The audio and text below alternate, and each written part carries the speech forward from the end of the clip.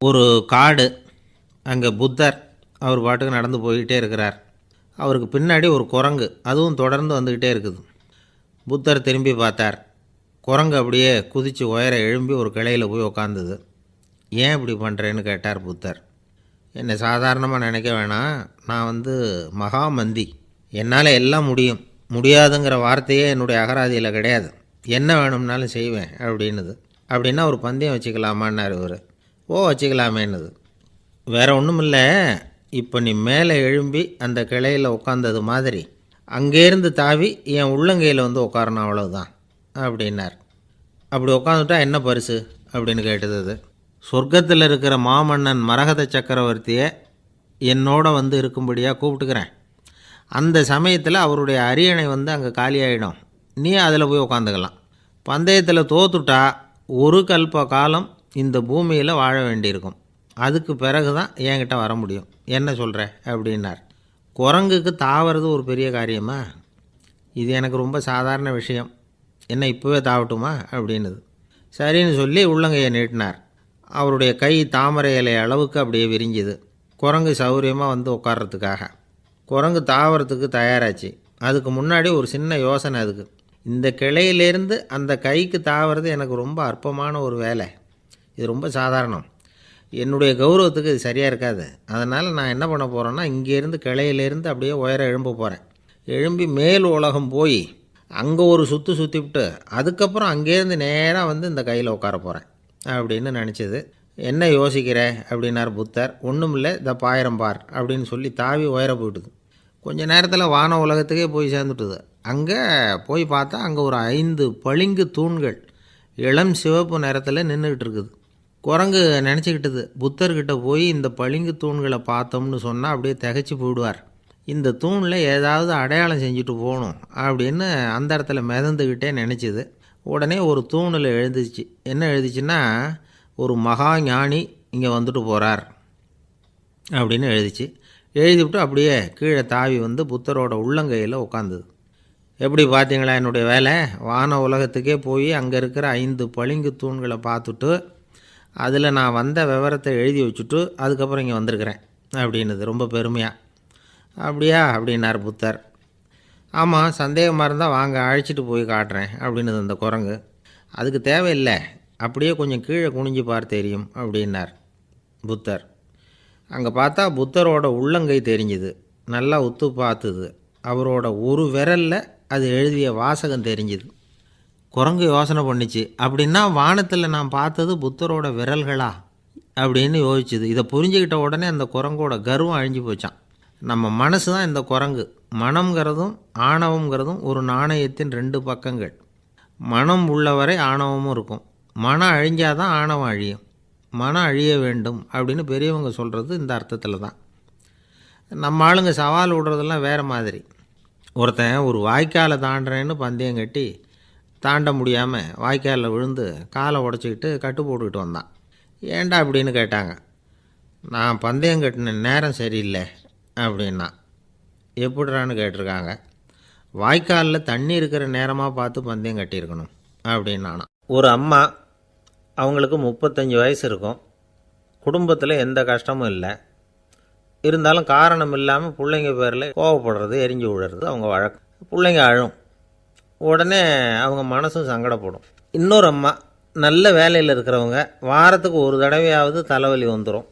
இவங்களுக்கெல்லாம் உடம்புல எந்த கோளாறும் இல்லை, மனசு மட்டும் சரியாக இருக்காது, தூக்க மாத்திரை கையில் வச்சுருப்பாங்க. 30-35 வயசுடைய பெண்களுக்கு சர்வசாதாரணமாக காணப்படுகிற மனக்கோளாறு இது. இதுக்கு பேர் மனவாட்டம், டிப்ரெஷன், மனமடிவு அப்படின்னு சொல்லலாம். இந்த நோய்க்கு அறிகுறி என்ன தெரியுமா? மனசில் வருத்தமான உணர்வு இருக்கும், அடிக்கடி அழலாம் போல தோணும். முன்னால் எல்லாம் எந்தெந்த செயலில் ஆர்வம் இருந்ததோ அதெல்லாம் குறைஞ்சிரும், அல்லது சுத்தமாகவே ஆர்வம் இல்லாமல் போயிடும். சில பெண்கள் இளம் வயசில் பக்கத்தில் இருக்கிறவங்க கிட்ட கலகலப்பாக பேசுவாங்க, வீட்டை அலங்கரிக்கிறதுல ஆர்வம் இருக்கும். இப்போ அதிலெல்லாம் ஆர்வம் இல்லாமல் போயிடும். எந்த வேலை செஞ்சாலும் சீக்கிரம் களைப்பு அடைஞ்சுடுறது மாதிரி ஆகிடும். நமக்கு யாருமே உதவியாக இல்லை, நம்ம எல்லோரும் கை விட்டுட்டாங்க போல் இருக்குதே அப்படிங்கிற உணர்வுலாம் உண்டாகும். தன்னைத்தானே குறை சொல்லிக்குவாங்க. நாம் தப்பு பண்ணிவிட்டோம் போல இருக்குதே அப்படின்னு தோணும். குற்றம் பண்ணிட்டதா நினச்சி கஷ்டப்படுவாங்க. பசி இருக்காது, தூக்கத்தில் தொந்தரவு இருக்கும், அடிக்கடி செத்து போடலாங்கிற உணர்வு வரும், தற்கொலை பண்ணிக்கலாங்கிற எண்ணம் உண்டாகும். சில பேர் தற்கொலை முயற்சியில் கூட ஈடுபடுவாங்க. சில பேருக்கு பலவிதமான உடல் வலிகள் இருக்கும், பலவீனம் இருக்கும், சீக்கிரமாக களைப்படைஞ்சு போடுவாங்க. இதெல்லாம் மனவாட்ட நோய்க்கான தன்மைகள். இந்த மனவாட்டம் அதாவது டிப்ரெஷனை வந்து 2 வகையாக பிரிக்கலாமா. ஒன்று தானாக உண்டாக்கிக்கிறது, இன்னொன்று எதிர் விளைவை உண்டு பண்ணுகிற அல்லது நரம்பு சம்பந்தப்பட்ட டிப்ரெஷன். தானாக உண்டாக்கிக்கிற மனவாட்ட நோய் இருக்குது பாருங்கள், அதுக்கு ஏதாவது சூழ்நிலை காரணமாக இருக்கலாம் அல்லது இல்லாமலும் போகலாம். மூளையில் வந்து டொப்பாமைன் அல்லது செரட்டோனின் இதோட அளவு வந்து குறையும் பொழுது இந்த டிப்ரெஷன் உண்டாகுது. இதுக்கு ஓரளவு பிறவி காரணங்கள் கூட இருக்கலாம், குடும்பத்தில் வேறு சிலருக்கும் வரலாம். பாதிக்கப்பட்ட பெண்ணை வந்து பார்க்குறதுக்கு பலவீனமாக தெரியும், கடுமையான குற்ற உணர்வு இருக்கும், தனியாக இருக்கிறதுக்கு ஆசைப்படுவாங்க, நடு ராத்திரியில் எழுந்திரிச்சு உட்காந்து கஷ்டப்பட்டுக்கிட்டு இருப்பாங்க, கொடூரமான முறையில் தற்கொலை பண்ணிக்க முயற்சி பண்ணுவாங்க, தீ வச்சுக்கிறது, அமிலத்தை குடிக்கிறது, தூக்கில் தொங்குறது. இப்படி தானாக வரவழைச்சிக்கிற மனவாட்ட நோய் வந்து மறையக்கூடிய நோய். ஒரு தடவை வந்தால் 3லேருந்து 6 மாதம் வரைக்கும் நீடிக்கும். இடைப்பட்ட காலங்களில் நோயாளி இயல்பாக இருப்பார். எதிர் விளைவை உண்டு பண்ணுகிற அல்லது நரம்பு சம்பந்தப்பட்ட மனவாட்ட நோய் எப்படின்னா, கணவன் மனைவி மாமியார் மருமகள் இப்படிப்பட்ட உறவு முறை பிரச்சனைகள், தோல்விகள், எரிச்சல்கள், ஆஃபீஸு பிரச்சனை, இப்படிப்பட்ட சூழ்நிலையால் உண்டாகிறது. எல்லாத்துக்கும் மருந்து இருக்குது, மார்க்கம் இருக்குது, கவலைப்பட வேண்டியதில்லை, தைரியமாக இருக்கணும். உளவியல் மருத்துவம் இதுக்கு ரொம்ப உபயோகமாக இருக்கும். சில பெண்களை பாருங்கள், அவங்க எதுக்கும் அலட்டிக்கிறது இல்லை. ஒரு அம்மா அப்படி தான் தன்னுடைய கணவனை அழைச்சிக்கிட்டு ஒரு மனநோய் மருத்துவர்கிட்ட வந்தாங்க. டாக்டர், எங்கள் வீட்டுக்காரர் திடீர்னு ஒரு மாதிரி ஆயிட்டார், வித்தியாசமாக நடந்துகிறார். எப்படின்னா, இவர் தன்னையே ஒரு ஒட்டடை குச்சியாக நினச்சிக்கிட்டு இருக்கிறார். அப்படி நினச்சிக்கிட்டு தன்னுடைய தலையாலேயே வீட்டில் உள்ள ஒட்டடையெல்லாம் தொடச்சிக்கிட்டு இருக்கிறார் அப்படின்னாங்க. எவ்வளவு நாளாக அப்படி இருக்குதுன்னு கேட்டார் டாக்டர். 1 வாரமாக அப்படி இருக்குது அப்படின்னாங்க அந்த அம்மா. அப்படின்னா முன்னாடியே ஏன் அழைச்சிட்டு வரல அப்படின்னு கேட்டார் டாக்டர். வீடு பூரா சுத்தமாகட்டுமேனு பார்த்துக்கிட்டு இருந்தேன் டாக்டர் அப்படின்னாங்களாம் அந்த அம்மா. ஒரே ஒரு ஊரில் ஒரு பாதிரியார் இருந்தார். ரொம்ப நாள் சந்தோஷமாக வாழ்ந்தார். ஒரு நாள் அவர் மடத்து சமையல் அறையில் பாத்திரங்களை கழுவி துலக்கி சுத்தப்படுத்திக்கிட்டு இருந்தார். அந்த சமயத்தில் ஒரு தேவதூதன் அவர் முன்னாடி வந்து நின்னான். இவர் நிமிர்ந்து பார்த்தார். ஆண்டவர் என்னை வந்து உங்ககிட்ட அனுப்பியிருக்கிறார், பரலோகத்தில் வாசம் செய்கிறதுக்கு உங்களுக்கு நேரம் வந்துட்டுது அப்படின்னு நான் அந்த ஆள். ஆண்டவருக்கு என்னோட ஞாபகம் வந்ததுக்கு நன்றி. ஆனாலும் இப்போ இங்கே நீயே பாரு, எவ்வளவு பாண்டங்கள் பாக்கி இருக்குது, இவ்வளவையும் நான் வந்து சுத்தப்படுத்த வேண்டியிருக்கு. நான் வந்து நன்றி கெட்டவனாக இருக்க விரும்பலை. இந்த பணியை முடிக்கிற வரைக்கும் என்னுடைய பரலோக வாழ்வை தள்ளி வைக்க முடியுமா? நீ என்ன நினைக்கிற அப்படின்னு கேட்டார். தேவதூதன் தனக்கே உரிய விவேகத்தோட அன்போட பாதிரியாரை பார்த்தான். சரி, என்ன செய்யலாம்ங்கிறத அப்புறம் சொல்கிறேன் அப்படின்னு சொல்லிவிட்டு புறப்பட்டு போயிட்டான். ஒரு நாள் அந்த பாதிரியார் தோட்டத்தில் உள்ள களைகளையெல்லாம் ஒரு களை கொத்தியால் கொத்தி களை எடுத்துக்கிட்டு இருக்கிறார். அந்த சமயத்தில் இந்த தேவதூதன் மறுபடியும் அவர் முன்னாடி வந்து நிற்கிறான். பாதிரியார் பார்த்தார். இதை பாரு, இந்த தோட்டம் பூராவும் எவ்வளவு களை மண்டி கிடக்கு, பரலோகம் கொஞ்ச காலம் எனக்காக பொறுத்திருக்கலாம்னு நீ நினைக்கிறியா அப்படின்னு கேட்டார். தேவதூதன் சிரிச்சுக்கிட்டே மறுபடியும் மறைஞ்சிட்டான். மறுபடியும் அவர் களை எடுக்கிறது, தானிய களஞ்சியத்துக்கு வர்ணம் பூசுறது, இப்படிப்பட்ட வேலைகளில் ஈடுபட்டிருக்கார். இன்னொரு நாள் ஒரு மருத்துவமனையில் நோயாளிகளை கவனிச்சிக்கிட்டு ரொம்ப தீவிரமாக இருக்கிறார் அந்த பாதிரியார். ஒரு நோயாளியோட தாகத்துக்கு தண்ணீர் கொடுத்துட்டு நிமிர்ந்து பார்க்குறப்போ தேவதூதன் மறுபடியும் அவர் முன்னாடி வந்து நிற்கிறான். இந்த தடவை பாதிரியார் தன்னலமற்றவராக பேரன்பை காட்டக்கூடிய வகையில் தன்னுடைய 2 கைகளையும் உயர்த்தியபடி தேவதூதனின் கவனத்தை வந்து பிணியால் வாடக்கூடிய நோயாளிகளின் பக்கம் திருப்பினாராம். தேவதூதன் ஒன்றும் சொல்லலை, மறைஞ்சிட்டான். அன்னைக்கு சாயந்தரம் பாதிரியார் வந்து மடத்தில் உள்ள தன்னுடைய அறைக்கு போய் இளைப்பாறினார். யோசித்து பார்த்தார். தேவதூதனையும் தேவதூதனின் விருப்பத்தையும் பல நாள் தள்ளி போட்டு வந்ததையும் அவர் ரொம்ப நினச்சி பார்த்தார். திடீர்னு தான் வந்து முதுமை அடைகிறதையும் சோர்வு அடைகிறதையும் உணர்ந்தார். ஆண்டவரை நினச்சார். ஆண்டவரே, உம்முடைய தூதனை மறுபடியும் என்கிட்ட அனுப்புனா நான் சந்திக்கிறதுக்கு ஆவலாக இருக்கேன். அப்படின்னு சொல்கிறப்பவே தேவதூதன் பக்கத்தில் வந்து நின்னான். பாதிரியார் நிமிர்ந்து பார்த்தார். நீ இப்போவே என்னை அழைச்சிக்கிட்டு போக விரும்பினா நான் பரலோகத்துக்கு வர்றதுக்கு தயாராக இருக்கேன்னார். தேவதூதன் அந்த பாதிரியாரை அன்போடவும் விவேகத்தோடவும் பார்த்து, நீங்கள் என் கூட பரலோகத்துக்கு வர்ற தயாராக இருக்கிறதா சொல்கிறீங்க, ஆனால் நீங்கள் இது வரைக்கும் வேறு எங்கே இருந்து தான் நினைக்கிறீங்க அப்படின்னு நானும். அப்படின்னா இது வரைக்கும் இருந்த இடம்தான் பரலோகம் அப்படிங்கிறத உணர்த்தியிருக்கிறான். பரலோகம்னா என்னென்னு புரிஞ்சுக்கிறதுக்கு இந்த சம்பவம் நமக்கு உதவியாக இருக்குது. தொண்டு செய்கிறத விட பெரிய செயல் வேறு எதுவும் இருக்க முடியாது. அது நம்ம மனசுக்கு கொடுக்குற சுகத்தை வேறு எதுவும் கொடுக்க முடியாது. நாம் தொண்டு செய்கிற இடம் தான் அந்த புண்ணிய இடம். ஆனால் இந்த காலத்துல எல்லாம் நாம் தொண்டு செய்யணும்னு நினச்சி ஏதாவது ஆரம்பித்தா கூட அதை ஒரு மாதிரியாக சுற்றி நின்று வேடிக்கை பார்க்க ஆரம்பிச்சிடுறாங்க. ஒரு பெரியவர் அப்படி தான் ஒரு தொண்டு செஞ்சுக்கிட்டு இருந்தார். ஒரு கோவில் கட்டிக்கிட்டு இருந்தாங்க. அதில் ஒரு இடத்துல ஒரு பலகையை வச்சு ஆணி அடிக்கிற வேலையை செஞ்சுக்கிட்டு இருந்தார் அந்த பெரியவர். ஒரு சின்ன பையன் அதை ரொம்ப ஊக்கமாக அக்கறையாக கவனிச்சிக்கிட்டு இருந்தான். பெரியவர் இதை கவனித்தார். என்னப்பா பார்க்குற, உனக்கும் இது மாதிரி தொண்டு செய்யணும்னு ஆசையாக இருக்கா அப்படின்னு கேட்டார். அதுக்கு அந்த பையன் சொல்கிறான், அப்படி இல்லைங்க, நீங்கள் ஆணி அடிக்கிறப்போ கையில் சுத்தியால் அடிச்சுக்கிட்டா எப்படி துடிப்பீங்க எப்படி கத்துவீங்கன்னு தெரிஞ்சுக்கிறதுக்காக அதை பார்க்கணும்னு ஆசை, அதுக்காக தான் காத்துக்கிட்டு இருக்கேன் அப்படின்னு நானும். ஒரு ஊரில் ஒரு ஞானி இருக்கிறார். ரொம்ப பெரிய ஞானி, ரொம்ப வயசாகிட்டுது. கடைசி காலத்தில் அவர்கிட்ட சில பேர் வந்தாங்க. உங்கள் குரு யார் அப்படின்னு கேட்டாங்க. அவர் நிமிர்ந்து பார்த்தார். எனக்கு ஆயிரக்கணக்கான குருமார்கள் உண்டு, அவங்க பேரெல்லாம் சொல்லணும்னா இந்த காலம் பத்தாது, ஆனால் முக்கியமான ஒரு 3 பேரை பற்றி மட்டும் உங்களுக்கு சொல்கிறேன் அப்படின்னாராம். அப்புறம் சொன்னார், அந்த 3 பேரில் ஒருத்தன் ஒரு திருடன். ஒரு சமயம் ஒரு பாலைவனம் வழியாக நான் போய்கிட்டு இருந்தேன். அப்போது வழி தவறி போய் ஒரு கிராமத்துக்கு போயிட்டேன். அது இருட்டு நேரம், நடு ராத்திரி, ஊரே உறங்கி போச்சு. அந்த நேரத்தில் ஒரு ஆள் மட்டும் ஒரு வீட்டு சுவத்தில் ஏதோ பண்ணி உள்ளே நுழையிறதுக்கு முயற்சி பண்ணிகிட்ருக்கிறான். அவங்கிட்ட போய் நான் இன்றைக்கி இங்கே எங்கே தங்க முடியும் அப்படின்னு கேட்டேன். அதுக்கு அவன், இந்த ராத்திரி வேளையில் அது ரொம்ப சிரமம், ஒரு திருடனோட உங்களால் தங்க முடியும்னா நீங்கள் என்னோட தங்கலாம் அப்படின்னா. நான் அவங்க கூட 1 மாதம் தங்கியிருந்தேன். ஒவ்வொரு நாள் ராத்திரியும் இப்போ நான் என்னுடைய வேலைக்கு போகிறேன், நீங்கள் ஓய்வு எடுத்துக்கோங்க அப்படின்னு சொல்லிவிட்டு போவான். அவன் திரும்பி வந்த உடனே உனக்கு ஏதாவது கிடச்சிதான்னு நான் கேட்பேன். அதுக்கு அவன், இன்றைக்கி ராத்திரி ஒன்றும் இல்லை, நாளைக்கு மறுபடியும் முயற்சி பண்ணுவேன் அப்படின்பா. எப்பவும் அவன் நம்பிக்கை இழந்ததே கிடையாது, எப்பவும் சந்தோஷமாகவே இருப்பான். நானும் ரொம்ப காலமாக தியானம் பண்ணிக்கிட்டே இருந்தேன், ஒன்றுமே நடக்கலை. ஆனால் நான் என்ன பண்ணேன் தெரியுமா, மனசு வருத்தப்படும், நம்பிக்கை இழந்துருவேன். அப்போல்லாம் அந்த திருடனுடைய விடாமுயற்சி தான் ஞாபகத்துக்கு வரும். அதனால் அந்த திருடன் எனக்கு ஒரு குரு. என்னுடைய 2வது குரு யாருன்னா அது ஒரு நாய்.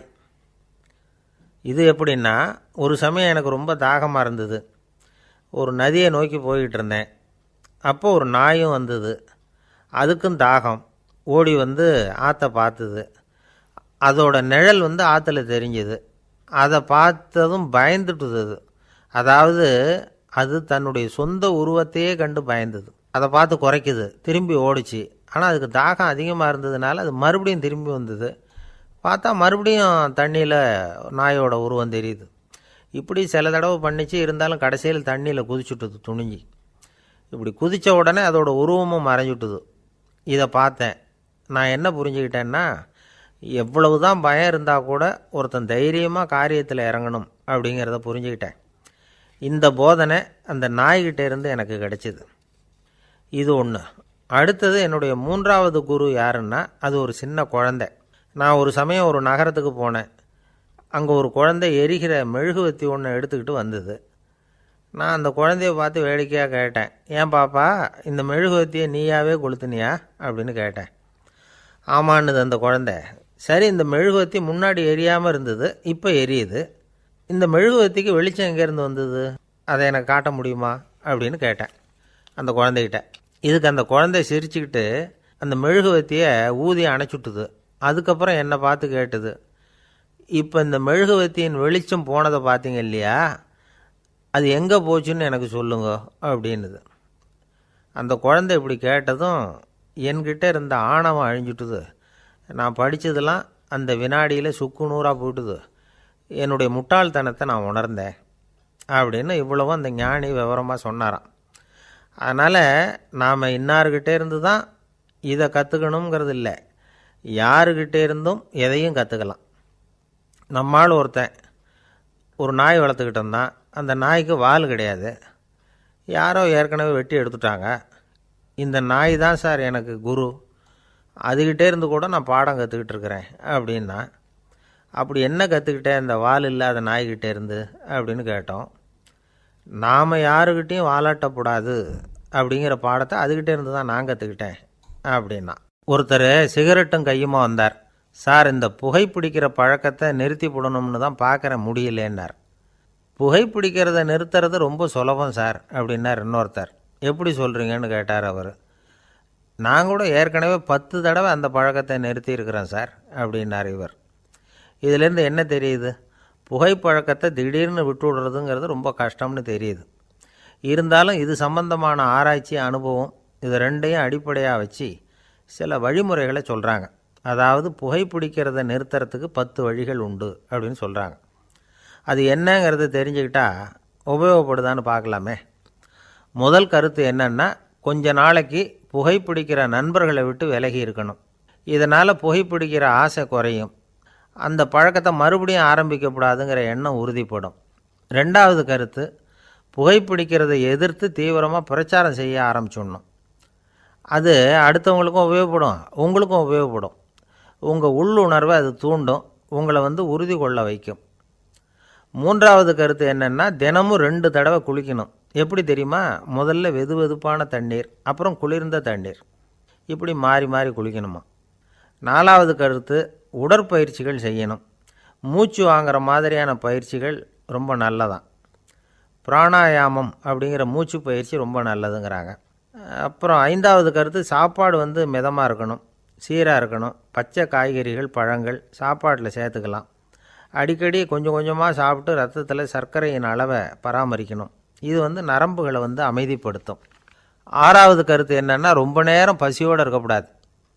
புகைப்பிடிக்கிறத நிறுத்த முயற்சி செய்யும் பொழுது எடை குறைப்பு நடவடிக்கைகளை மேற்கொள்ளக்கூடாது. ஏழாவது கருத்து, காப்பி, தேநீர், மதுபானம், அப்புறம் போதைப் பொருள்கள் கலந்த உணவுகள் இதெல்லாம் வேணாம். புகைப்பிடிக்கிறத அதெல்லாம் ஊக்கப்படுத்தும். கடுகு, மிளகு, அப்புறம் காரமான பொருள்களை தவிர்க்கணும். உப்பு அளவை குறைக்கணும். தினமும் 10 குவளை தண்ணீராவது குடிக்கணும்.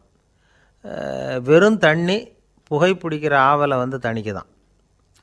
எட்டாவது கருத்து, கையில் சிகரெட்டு, புகையில ஏதாவது இருந்தால் உடனே தூக்கி எறிஞ்சிருங்க. அது கையில் இருக்கிற வரைக்கும் புகைப்பிடிக்கிற ஆசை வந்துக்கிட்டே இருக்கும். ஒன்பதாவது கருத்து என்னென்னா, இறை நம்பிக்கை உள்ளவங்க புகைப்பிடிக்கிற எண்ணம் வர்றப்போவெல்லாம் பிரார்த்தனை செய்ய ஆரம்பிச்சுடலாம். 10வது கருத்து, உங்களுக்கு ரொம்பவும் வேண்டியவங்க யாரோ அவங்கக்கிட்ட எல்லாம் நீங்கள் புகைப்பிடிக்கிறத நிறுத்தி விட்டதாக சொல்லிவிடுங்க.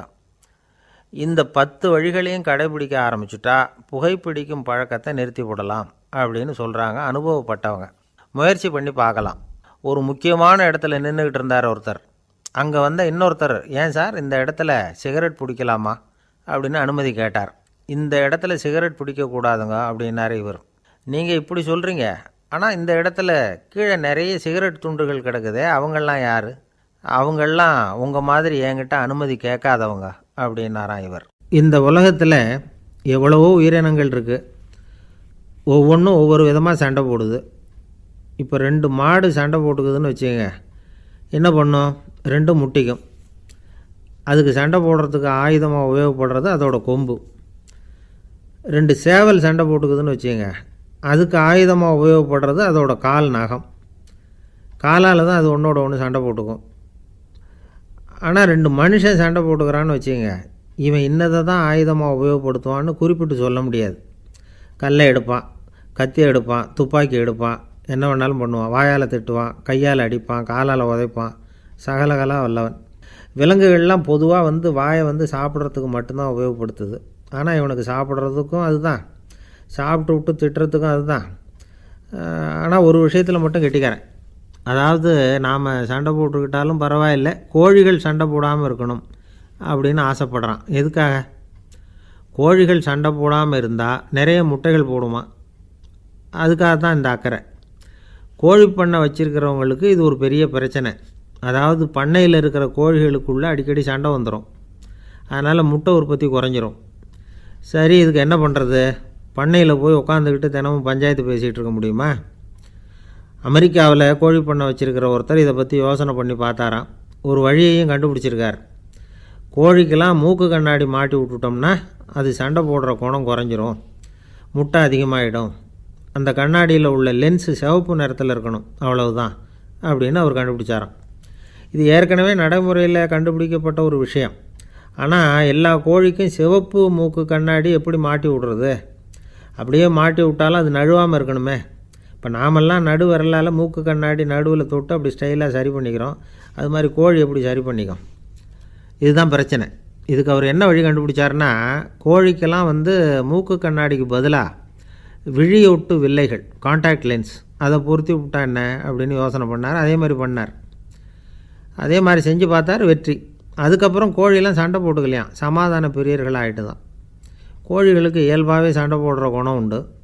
ஆனால் அதோட கண்ணுக்கு பார்க்குற பொருள்லாம் ரோஜா நிறத்துலையோ அல்லது இன்னும் சொல்லப்போனால் அழுத்தமான சிவப்பு நிறத்துலையோ தெரிஞ்சதுன்னா சண்டை போடுற குணம் குறைஞ்சிருதான்.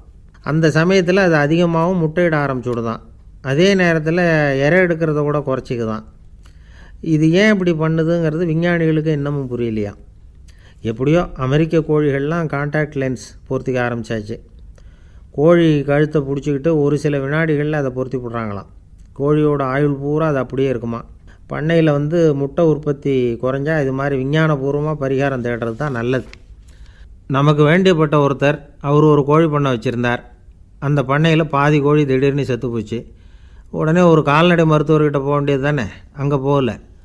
உள்ளூரில் மந்திரம் பண்ணிகிட்டு இருந்த ஒரு சாமியார்கிட்ட போனார். அவர் காலில் விழுந்தார். சாமி, என் பண்ணையில் பாதி கோழி செத்து போட்டுதுன்னார். சாமியார் யோசனை பண்ணார். சரி, பண்ணையில் வாசப்படி கிழக்கு பக்கமாக வச்சுருக்கியா மேற்கு பக்கமாக வச்சுருக்கியான்னு கேட்டார். கிழக்கு பக்கமாக இருக்குன்னார் அவர். அதுதான் தப்பு, மேற்கு பக்கமாக அதை மாற்று, சரியாக போடும்னாராம். அதே போல் இவர் போய் மாற்றிவிட்டார். அப்பவும் பாதி செத்து போச்சு. மறுபடியும் சொன்னார், சாமி மறுபடியும் பாதி கோழி செத்து போட்டுதேன்னார். சரி, கூரை எப்படி போட்டிருக்க, ஓடு போட்டிருக்கியா இல்லை கீத்து போட்டிருக்கியான்னார். ஓடு போட்டிருக்கேன்னாராம் அவர். அதுதான் தப்பு, கீத்து போட்டுரும், சரியாக போடும்னாராம். சரின்னு போய் அதையும் மாற்றி பார்த்தார். மறுபடியும் போயிட்டுது, கோழி செத்து போச்சு. வந்தார். மறுபடியும் பாதி செத்து போச்சு சாமின்னு வந்தார். இவரும் யோசனையை மாற்றி மாற்றி சொல்லிகிட்டே இருக்கிறார். இப்படி அவரும் மாற்றி மாற்றி பார்த்தார். 6வது தடவையாக அவரை தேடிட்டு வந்தார். அந்த சமயத்தில் இவர் ரொம்ப தீவிரமாக யோசனை பண்ணி பார்த்துட்டு, அது சரிப்பா, நீயும் என்கிட்ட சளைக்காமல் வந்துக்கிட்டு இருக்கிற, நானும் யோசனை சொல்லிகிட்ருக்கேன். இப்போவும் உங்ககிட்ட சொல்கிறதுக்கு என்கிட்ட யோசனை நிறையா இருக்குது. ஆனால் சோதிக்கிறதுக்கு உங்ககிட்ட கோழி இல்லையே, என்ன பண்ணுறது அப்படின்னாராம் இவர். ஒரு தெருவில் சில சிறுவர்கள் விளையாடிக்கிட்டு இருந்தாங்க. ஏதோ ஒரு உயரமான கல்லை நடுத்தெருவில் வச்சு அதை சுற்றி சுற்றி ஓடி வந்துக்கிட்டு இருக்கிறாங்க. அது என்ன விளையாட்டோ அவங்களுக்கு தான் தெரியும். கொஞ்ச நேரம் அப்படி விளையாடிக்கிட்டு இருந்தவங்க விளையாடி முடித்ததும் அந்த கல்லை நடுத்தெருவில் அப்படியே விட்டுட்டு அவங்கவுங்க வீட்டுக்கு ஓடி போயிட்டாங்க. அதுக்கப்புறம் அந்த வழியாக 2 பெண்கள் பேசிக்கிட்டே வந்தாங்க. பேச்சு சுவாரஸ்யத்தில் நடுத்தெருவில் இருந்த அந்த கல்லை கவனிக்கலை. காலில் இடிச்சுட்டுது, லேசாக ரத்தம் வந்துட்டுது, வலி தாங்கலை. காலில் இடிச்சுக்கிட்ட பொண்ணு திட்ட ஆரம்பிச்சுட்டுது. வர வர ஊர் உலகம் ரொம்ப கெட்டு போச்சு, யாருக்கும் பொறுப்பே கிடையாது பாரு, இப்படி நடுத்தருவில் பொறுப்பு இல்லாமல் இப்படி கல்லை போட்டு வச்சுருக்குறாங்களே, இது நியாயமா அப்படின்னு சொல்லி இந்த சமூகத்தை கடுமையாக விமர்சனம் பண்ணிக்கிட்டே அவங்க போயிட்டாங்க. கொஞ்ச நேரம் கழித்து ஒரு வாலிபன் அந்த வழியாக வந்தான். அந்த கல்லை பார்த்தான், நின்னான். ஒரு நிமிஷம் யோசனை பண்ணான், என்ன பண்ணலாம்னு பார்த்தான். தன்னுடைய வீரத்தையும் பலத்தையும் காட்டணும்னு நினச்சான். பின்னாடி போனான். அப்புறம் வேகமாக ஓடி ஒரு சின்ன ஹை ஜம்ப், அப்படியே துள்ளி குதித்தான். துள்ளி குதித்து தாண்டி அந்த பக்கமாக போய் விழுந்தான். அப்படியே விசில் அடிச்சுக்கிட்டு அவன் பாட்டுக்கு நடந்து போகிறான். அடுத்தபடியாக ஒரு காதல் ஜோடி அந்த வழியாக வந்தது. நடுத்தெருவில் கண்ணில் பட்டது. அவங்க 2 பேரும் ரொம்ப நெருக்கமாக சேர்ந்து வந்துக்கிட்டு இருக்கிறாங்க. நடுவில் கல் இருக்கிறதுனால கொஞ்ச நேரம் 2 பேரும் விலகி மறுபடியும் இந்த பக்கம் சேர்ந்து போகணும். கொஞ்ச நேரம் நாம் பிரிய வேண்டி இருக்குதே அப்படின்னு வருத்தத்தோடு முணுமுணுத்துக்கிட்டே இந்த பக்கம் வந்தாங்க. அதுக்கப்புறம் வழக்கம் போல் சேர்ந்து அவங்க பாட்டுக்கு எதிர்காலத்தை பற்றி கற்பனை பண்ணிக்கிட்டே போயிட்டாங்க. கடைசியாக அந்த வழியாக பார்வை இல்லாத ஒருத்தர் வந்துக்கிட்டு இருக்கார். அவர் கையில் வழக்கமாக வச்சிருக்கிற அந்த ஊன்றுகோல், கையில் இருக்கிற அந்த ஊன்றுகோலால் தனக்கு முன்னாடி அப்படியும் இப்படியும் அப்படியே தட்டிக்கிட்டு பார்த்துக்கிட்டே அவர் மெதுவாக நடந்து வந்துக்கிட்டு இருக்கிறார். வழியில் இருக்கிற அந்த கல் தட்டுப்பட்டுது. உடனே நடுத்தெருவில் ஒரு கல் இருக்குங்கிறத அவர் புரிஞ்சுக்கிட்டார். உடனே குனிஞ்சார். அந்த கல்லை தடவி பார்த்து எடுத்தார். தெரு ஓரமாக கொண்டுட்டு போய் போட்டார். அதுக்கப்புறம் அவர் பாட்டுக்கு அவர் வழியில் நடந்து போனார். இப்போது இதில் பல பேர் வந்தாங்க போனாங்க. இவங்களில் பார்வை உள்ளவங்க யார், பார்வை இல்லாதவங்க யார்? இப்படி ஒரு கேள்வி கேட்டால் என்ன பதில் சொல்ல முடியும்? கொஞ்சம் யோசித்து பார்த்தா இன்றைக்கி பல பேர் இப்படி தான் இருந்துக்கிட்டு இருக்கிறோம். ஒரு ஆள் பார்க்குறதுக்கு பெரிய மனுஷன் மாதிரி இருக்கார். ஒரு தெரு வழியாக நடந்து வந்துக்கிட்டு இருந்தார். இருட்டு நேரம். வழியில் ஒரு பெரிய கல் கிடந்தது, கருங்கல். பார்த்தார். கொஞ்ச நேரம் யோசித்தார். போய் தூக்கி பார்த்தா ரொம்ப கனமாக இருந்தது. இன்னொரு ஆள் சேர்ந்தாதான் தூக்க முடியும். இவர் உடனே ரோட்டோரமாக போய் ஒரு மரத்தடியில் உட்காந்துக்கிட்டார். ரெண்டு பக்கமும் பார்த்துக்கிட்டே இருக்கார், யாராவது வர்றாங்களான்னு. கொஞ்ச நேரத்தில் ஒருத்தர் வந்தார், இவருக்கு தெரிஞ்சவர். என்னங்க இந்த நேரத்தில் இங்கே உட்காந்துருக்குறீங்கன்னு கேட்டார் அவர். அதோ அந்த கருங்கல் அப்படின்னு சுட்டி காட்டினார். ஓ, அதை தூக்கி ஓரமாக போடணுமா? வாங்க 2 பேரும் தூக்கலான்னார் வந்தவர். நான் அதுக்காக உட்காந்துருக்கலேன்னார் இவர். பின்ன வேற எதுக்காகன்னார் அவர். ஒரு மனுஷன் கருங்கல்லில் காலை இடிச்சுக்கிட்டான்னா எப்படி துள்ளுவான்னு பார்க்கணுங்கிறது எனக்கு ரொம்ப நாளாக ஒரு ஆசை. அதுக்காக தான் உட்காந்துருக்கிறேன் அப்படின்னாராம். என்னுடைய நண்பர் ஒருத்தர் ஆழ்ந்த சிந்தனையில் இருந்தார். என்ன யோசனை பண்ணுறீங்கன்னு கேட்டேன். தலைவர் ஆகணும்னு பார்க்குறேன், அதுதான் என்ன வழின்னு யோசிச்சுக்கிட்டு இருக்கேன்னார். நான் கூட அது மாதிரி யோசித்து பார்த்தேன். அதுக்கப்புறம் அந்த யோசனையை கை விட்டுட்டேன் அப்படின்னோம். ஏன்னு கேட்டார். அதுக்கான தகுதிகள் நமக்கு இல்லைங்கிறது புரியுது. அது நமக்கு புரியறத விட நம்ம விட மற்றவங்களுக்கு நல்லா புரிஞ்சு போச்சு. அதனால் பேசாமல் கம்முன்னு இருந்துடுறது தான் நல்லது அப்படின்னோம். தலைவர் ஆகிறதுக்கு தகுதிகள் வேறு உண்டோ அப்படின்னு கேட்டார். அவர் யதார்த்தமாக தான் கேட்குறார். நாங்கள் உடனே எங்ககிட்ட இருந்த ஒரு புஸ்தகத்தை எடுத்து அவர்கிட்ட கொடுத்தோம். படித்து பாருங்கன்னு. தலைவர் ஆகிறதுக்கு என்ன வழி அப்படிங்கிறத பற்றி அதில் போட்டிருக்கிறாங்க. முதல் வழி என்ன தெரியுமா? ஒரு 4 பேர் முன்னாடி இல்லைன்னா ஒரு கூட்டத்துக்கு முன்னாடி நீங்கள் பேச போகிறீங்க. அப்போ எப்படி ஆரம்பிக்கணும்னா, உண்மையான புகழ்ச்சி, நேர்மையான பாராட்டு, இதோடு ஆரம்பிக்கணும். எடுத்ததுமே அது சரியில்லை இது சரியில்லைன்னு பேசிகிட்டு இருக்கக்கூடாது. மக்களை பார்த்து நீங்கள் தான் தப்பு பண்ணிவிட்டீங்க அப்படின்னு நேரடியாக சொல்லக்கூடாது. தவறு இருந்தாலும் அதை மறைமுகமாக ஏதாவது கதை சொல்லி அதிலிருந்து அவங்க புரிஞ்சுக்கிற மாதிரி செய்யணும். அடுத்தவங்க பண்ண தப்பு என்னன்னு அலசறதுக்கு முன்னாடி நீங்கள் பண்ணின தப்பு என்னங்கிறத பற்றியே பேசுங்க. எதுக்கும் நேரடியாக உத்தரவு போட்டுக்கிட்டு இருக்கக்கூடாது. இதை நீங்கள் செய்யணும் அப்படின்னு சொல்கிறதுக்கு பதிலாக நீங்கள் இப்படி செஞ்சால் எப்படி இருக்கும் அப்படின்னு கேள்வி மாதிரி கேட்கணுமா. இப்படி கேட்டால் அது உத்தரவு மாதிரி தெரியாதான். அடுத்தவங்க மரியாதையை காப்பாற்றுறது மாதிரி பேசணுமா. உங்கள் பேச்சு இன்னொருத்தரை அவமானப்படுத்துறது மாதிரி இருக்கக்கூடாதான். ஏண்டா இவங்கிட்ட போய் மாட்டிக்கிட்டோம்னு யாரும் நினச்சிடக்கூடாது. ஒவ்வொரு சின்ன வளர்ச்சியையும் பாராட்டணும். வெற்றி சாதாரணமாக இருந்தாலும் பாராட்டாமல் இருந்துடக்கூடாது. பாராட்டும் பொழுது தாராளமாக இருக்கணும். குறை சொல்லும் பொழுது கவனமாக இருக்கணும். வாய்க்கு வந்தபடி பேசிவிட்டா அதுக்கப்புறம் வகையாக மாட்டிக்கிட்டு முழிக்க வேண்டியிருக்கும். நீங்கள் பேசுகிறது இன்னொருத்தருக்கு ஒரு கௌரவத்தையும் மரியாதையும் உண்டு பண்ணுறது மாதிரி இருக்கணும். நீங்கள் பேசுகிறது அடுத்தவங்களுக்கு இருக்கிற கொஞ்ச நெஞ்ச மரியாதையும் எடுத்து விடுறது மாதிரி இருக்கக்கூடாது. உங்கள் பேச்சை கேட்டால் கேட்குறவங்களுக்கு ஒரு ஊக்கம் வரணும், உற்சாகம் வரணும். தவறு எதுவாக இருந்தாலும் அதை சுலபமாக திருத்திக்கலாம், சரி பண்ணிக்கலாங்கிறது மாதிரி இருக்கணும் உங்கள் பேச்சு. அடுத்தவங்களை சந்தோஷப்படுத்துங்க. உங்கள் யோசனையை கேட்டு நடந்துக்கிறதுனால அந்த சந்தோஷம் அவங்களுக்கு கிடைக்கணும். இந்த தகுதியெல்லாம் உங்ககிட்ட இருந்தால் நீங்கள் ஒரு சிறந்த தலைவராகலாம் அப்படின்னு அந்த புஸ்தகத்தில் போட்டிருக்குது. இந்த காலத்தில் தலைவர் ஆகிறதுக்கு வேறு சில தகுதிகள்லாம் கூட தேவைப்படுது. ஒரு புள்ள தன்னுடைய அப்பா கிட்ட, அப்பா உன்ன மாதிரியே நானும் அரசியலில் சேரணும், தலைவர் ஆகணும்னு ஆசைப்படுறேன், இன்னையிலேருந்து எனக்கு அரசியல் பாடம் கற்றுக் கொடு அப்படின்னு கேட்டிருக்கான். அவரும் சரின்னு சொல்லிவிட்டு ஒரு பெரிய ஏணியை எடுத்துகிட்டு வந்தாராம். ஒரு செவுத்தில் சாத்தினார். இந்த ஏணியில் ஏறி உயர போய் அங்கே பரன் மேலே இருக்கிற ஒரு புத்தகத்தை எடுத்துகிட்டு வாடான் இருக்கார். மகனை பார்த்து, அப்பா ஏணி ரொம்ப உயரமாக இருக்குது, நீ ஜாக்கிரதையாக இதை பிடிச்சிக்கோ, நான் ஏறி போகிறேன் அப்படின்னு நான் பையன். பயப்படாத, நான் பார்த்துக்கிறேன்னார் அப்பா. பையன் ஏணியில் ஏறினா உச்சிக்கு போனதும் அப்பா கையை எடுத்துட்டார். ஏணி அப்படியே சரிஞ்சுட்டுது. பையன் பொத்துன்னு கீழே விழுந்துட்டான். இடுப்பை பிடிச்சிக்கிட்டே எழுந்திரிச்சான். என்னப்பா இது, இப்படி என்னை ஏற விட்டுட்டு கையை விட்டுட்டியே, இப்படி கை விடலாமா அப்படின்னு கத்தியிருக்கான். அப்பா நிதானமாக சொன்னாராம், அவசரப்படாதப்பா, அரசியலில் இதுதான் முதல் பாடம். பெத்த